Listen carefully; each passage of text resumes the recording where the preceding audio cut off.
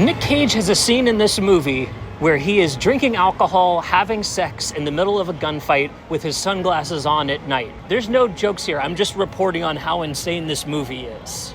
It's day 117 of 365. Today's movie, Drive Angry 3D.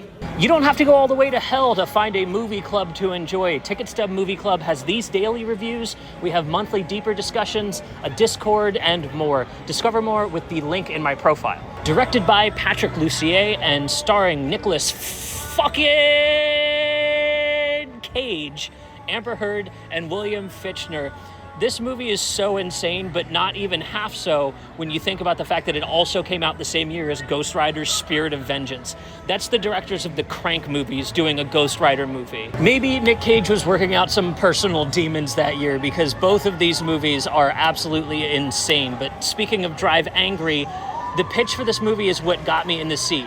Muscle cars, hot blondes, and Nick Cage being Nick Cage. Yeah, absolutely, I'm gonna show up for this one. I actually hadn't seen this one since 2010. I remembered what it was and kind of what it was about, but I was essentially going in blind for remembering any of the specifics. And like I said at the top, this movie's wild and crazy. You could honestly pitch this as a third Ghost Rider movie if you needed to complete the Nick Cage trilogy, because it almost works just as well. That fight/fuck scene is so crazy in the first half hour of the movie because we needed to get the audience on board with this exploitative kind of weirdly toned film. By the time you get to the end and he's got that Cheville absolutely covered in fire, it's basically become a Ghost Rider movie, if not even more so for the fact that we literally see hell twice in the movie at the beginning and end.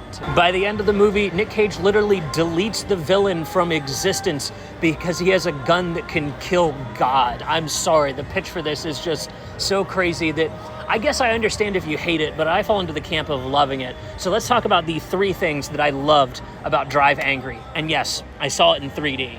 The first thing that I love about Drive Angry is this is a car movie. Across the movie, we get a 69 Dodge Charger, a 71 Chevy Chevelle, and a 57 Chevy Bel Air. Now, spoiler for tomorrow, we're talking about Fast and Furious, which is also a car series. I love movies with cars in them. Cars and cinema kind of go hand in hand. A big thing for cameras to shoot was cars. That was like something that we wanted footage of to show the world about how crazy cool this invention was, because they were being invented around the same time. Movies like this are like man movies, right? The idea is this guy drinks and fucks and shoots and drives cool cars that are lit on fire while saving babies from cult members. Like, there's just nothing more macho to do than that. So throwing Nick Cage at this, bleaching his hair, giving him sunglasses to cover up the fact that he's got an eyeball shot out.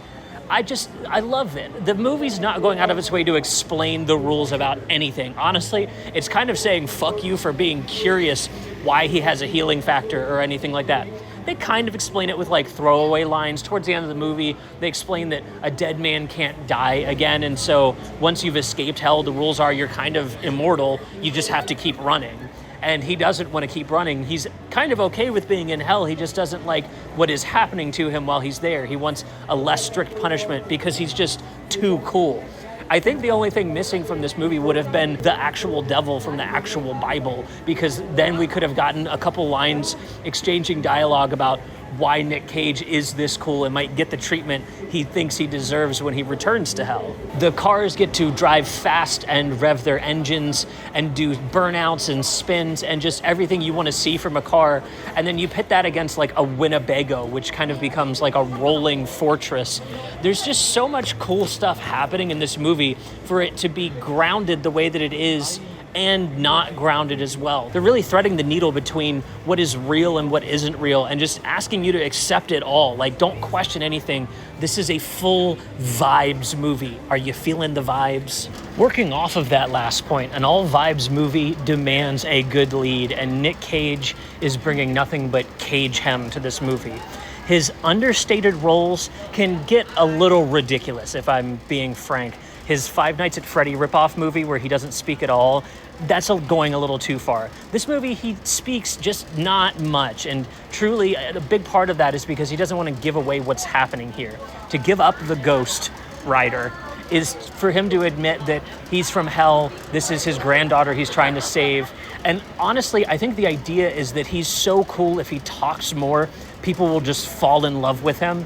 I mean, the whole scene with the waitress at the beginning of the movie is proof that he is exuding nothing but raw sexuality. And I like that the movie doesn't want everyone falling for him. So he's like reserving himself. He's like kind of okay with the fact that he's dead. He doesn't really like our new world, but there is something left for him to do here, and he'll be damned if he's not going to get away with doing it. That cage hem turns into ridiculous shootouts where he does not care about cover. That's something that the first time I watched it, I noticed, and I thought was maybe a bad thing. On my 2025 rewatch, I recognized, no, he doesn't care if he gets shot because he knows he can't die. So he's just going to run with that. And that makes these shootouts that much more fun, where he's not diving for cover. He's just going to be out in the open, mowing people down to be the last man standing. The third thing that I really dig about this movie is that it's a daughter-dad movie. Instead of Amber Heard being the love interest across this, she's put into the daughter role around Nick Cage. Now, this works for two reasons. The first is the movie needs a dash of femininity, but it's not trying to be overtly feminine either. It's trying to show that anger kind of applies to both sides of the spectrum and allows her to be kind of a kick-ass, take names kind of person.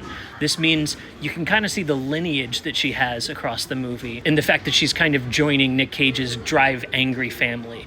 But the other way that it works is it gives us an audience POV to navigate this world and also kind of help us see how we should be feeling in this place as well. If we were in this position alongside Nick Cage, we should be angry too. That's kind of what she's getting out of it. This helps inform the tone of the movie, and the tone is the hardest sell. This is why the critics kind of panned this one. This didn't do super well at the box office, but exploitation films are meant to be genre pieces. They're meant to be vibey, like I said in the last point. When you're willing to accept that and go along with what the movie is asking of you, for you to jump in the driver's seat and drive angry, you can have a lot more fun with this movie. By the time you get to the end and it's time to take out a gang of cultists that have kidnapped a baby, you should be fully on board. This proliferates across the rest of the movie too. Our villain in The Accountant kind of changes sides and becomes more interested in what Nick Cage is up to after he figures out that this isn't just a revenge trip, this is a rescue mission. The fact that even our villain jumps on the side of the hero and they walk off into the sunset together, that should inform you a lot as to what the tone of this movie is. Everyone that works around Nick Cage is kind of being infected with the goodness of his mission and with the anger and fire through which he's executing it. But what do you think? Are you a fan of the Drive Angry movie, or did you totally skip this one when it came out? Like I mentioned in the spoilers, we're going to keep talking about car movies and do the Fast Five next, my favorite one of the franchise. And as always, I'll see you tomorrow.